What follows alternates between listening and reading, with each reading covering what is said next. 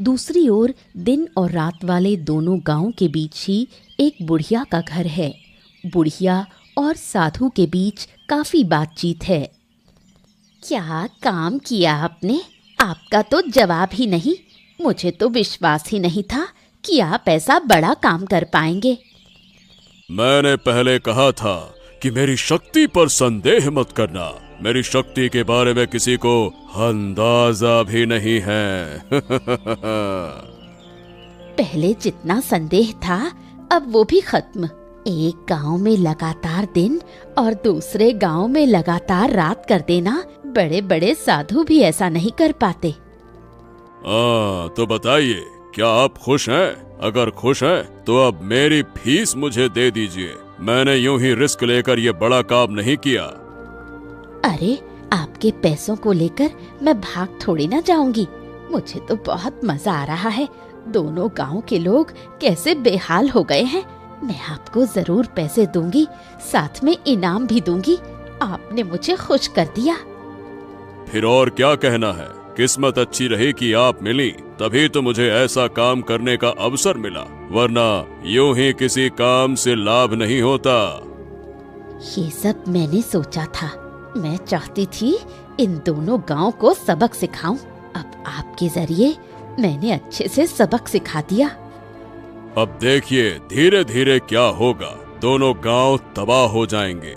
दिन के बिना रात नहीं बन सकती।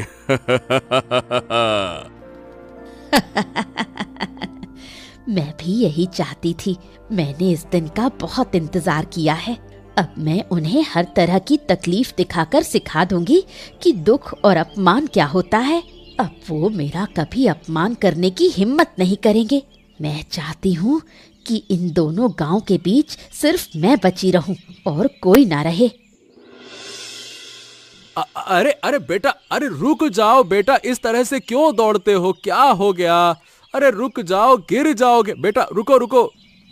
पिताजी पिताजी, हाँ, पिताजी पिताजी, मुझे एक बड़ी बात पता चल गई है। मैंने दिन और रात की असली वजह जान ली है।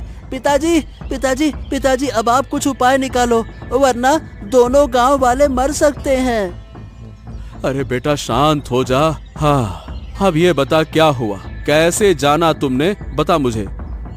पिताजी पिताजी, हमारे दोनों गांव के बीच में उस बुढ़िया का घर है ना, वही बुढ़िया जो गांव वालों से बात भी नहीं करती। ये सब कुछ वही करवा रही है। क्या? ये क्या कह रहे हो तुम? क्या सच में ऐसा है? पर ये बताओ, तुम्हें कैसे पता चला कि वो करवा रही है?